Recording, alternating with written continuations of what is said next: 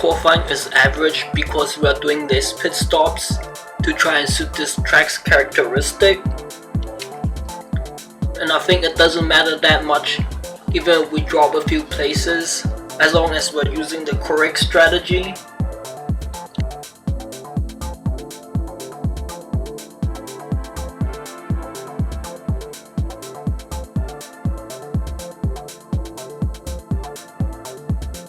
You can actually see our driver got caught up behind a few of the drivers for a few laps, and that's why we chose to use the harder tires, otherwise we could potentially lose even more time.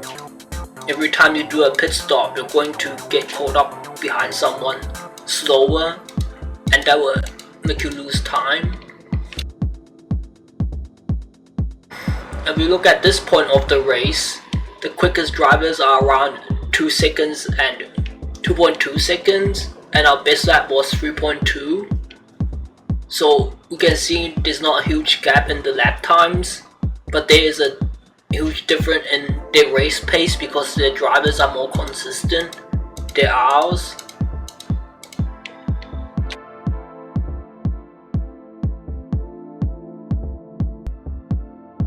You can see at the end of the race, while doing the boost lap, we got a 1 second 0.9, and the fastest was 0.8 seconds.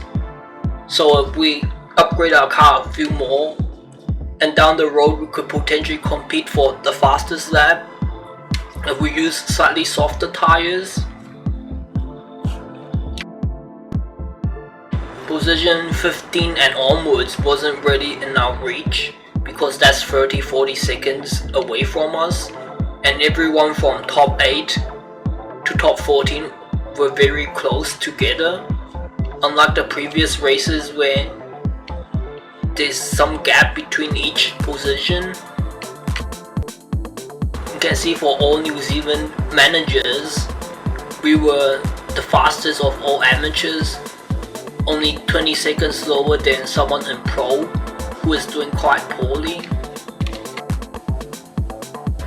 When we look at the race results, our driver made 2 mistakes, and this is exactly what we're expecting, and it's normal.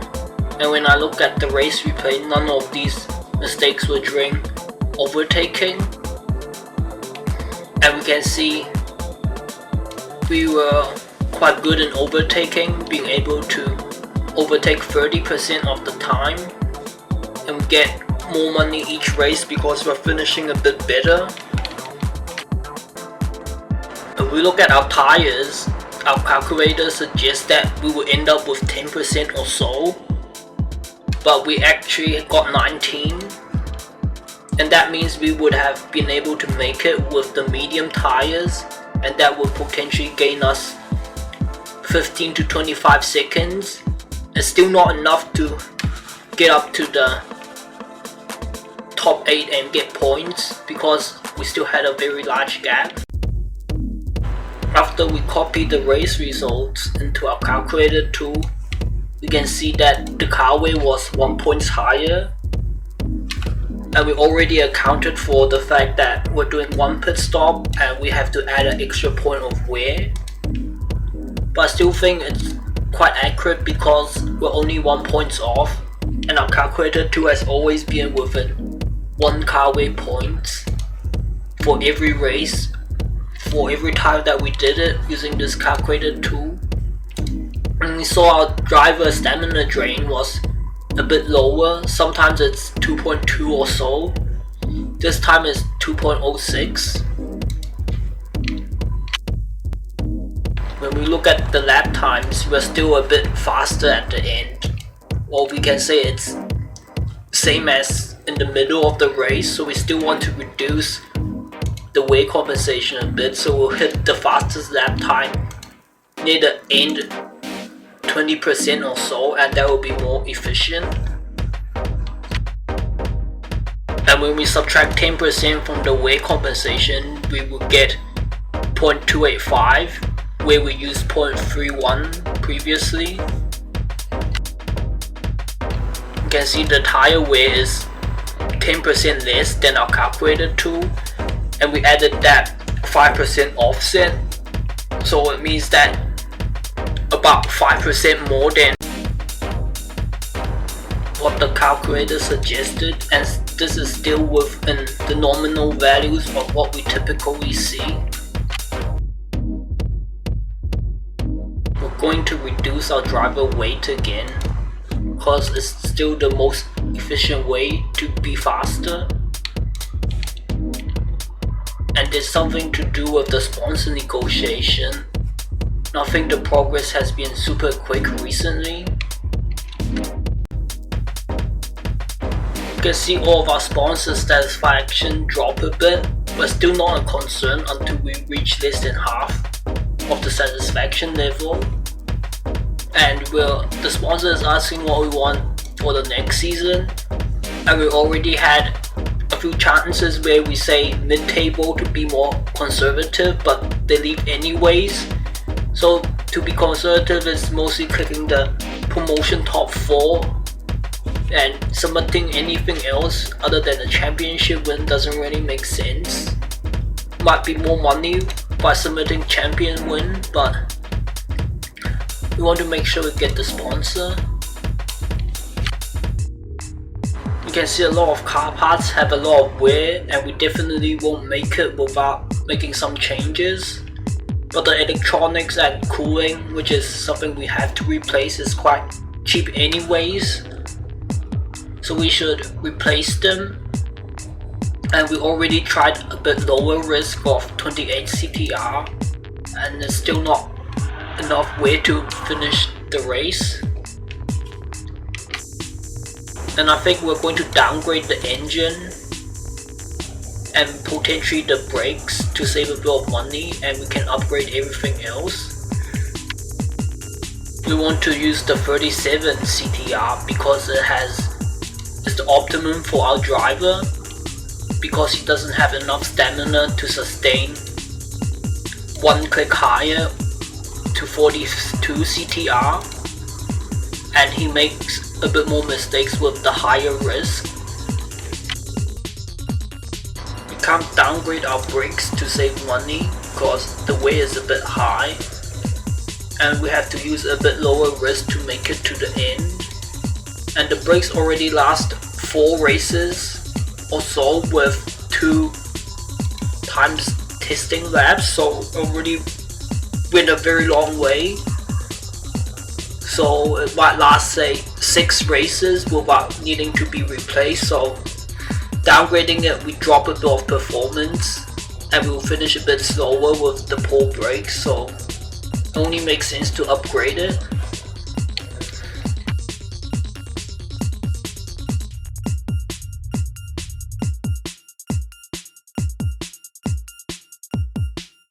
You can see we already lose a point in power and acceleration even after we've done some testing to gain the performance. I think that's quite fast.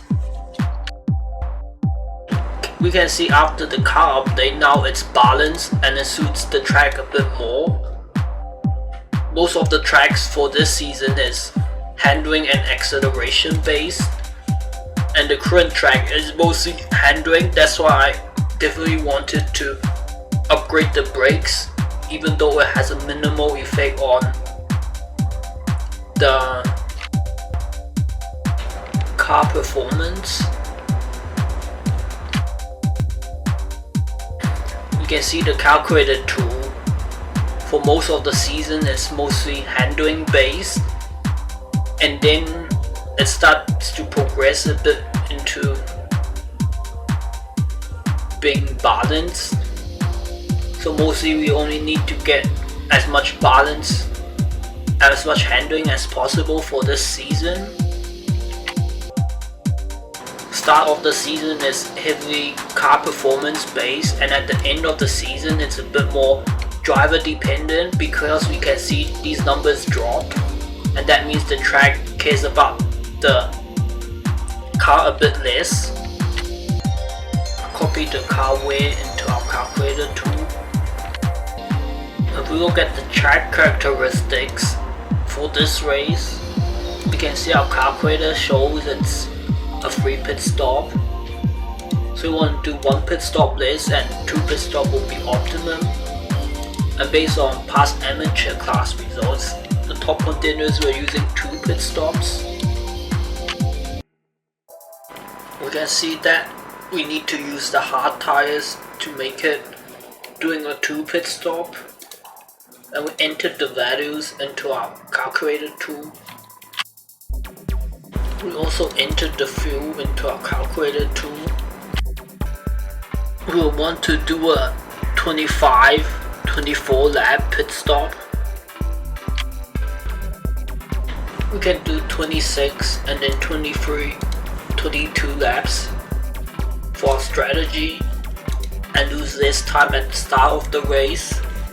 But we still have 12% of tire left for the first pit stop, so we won't lose much time for using worn tires. I'm gonna find the setup for the race.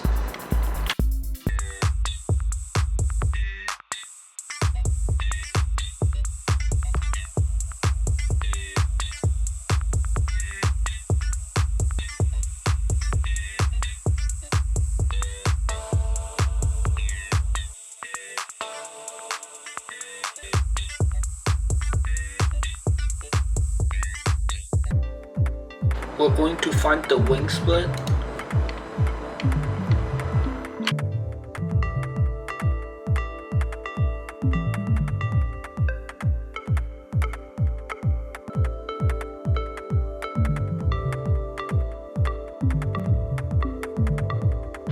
You can see that the wing split is exactly between 7 and 8.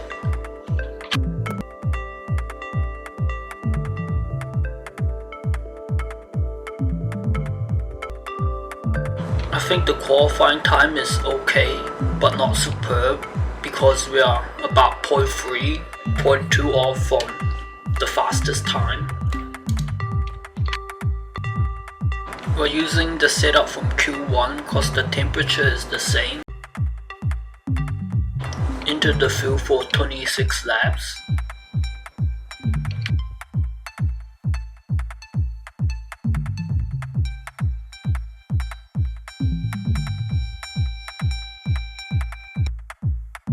We entered the race setup. We entered the fuel required and we're going to boost at the end of the race.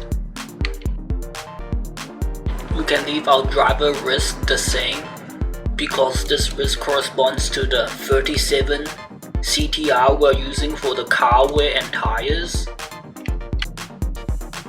If we look at qualifying, no one has qualified yet, but we are very close to the fastest rival, and I think he's potentially doing a 3 pit stop strategy. That's why our gap in Q2 is a bit higher.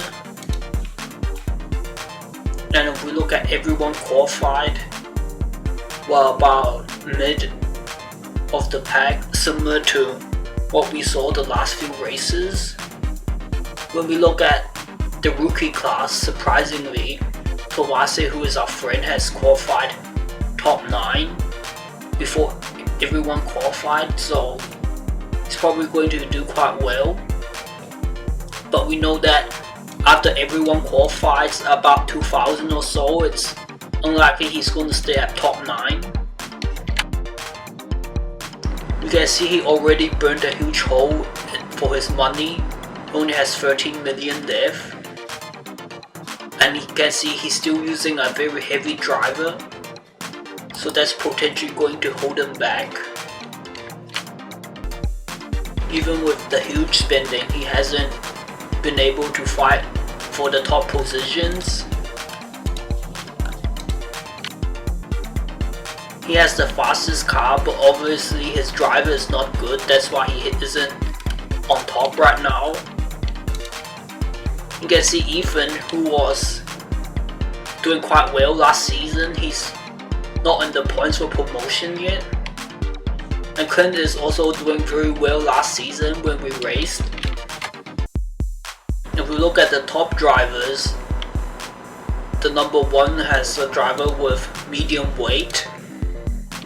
and Sabrina, who's a second, has relatively high weight, and Ethan also has a driver with a bit of weight. Clint has a super heavy driver, but he's doing okay. I think because their drivers are too heavy, that's why Ethan hasn't got any points yet. Last season, Ethan signed a very expensive driver with the ideal stats, and we saw in the calculator too, those drivers give a.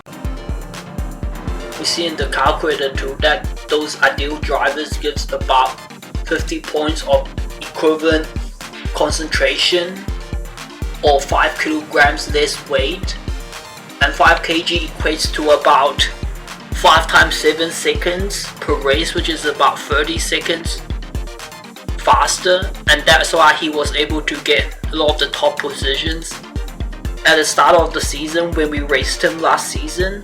But his management was quite poor and he dropped off throughout mid-season, and he makes a lot of big mistakes like many of the top rivals.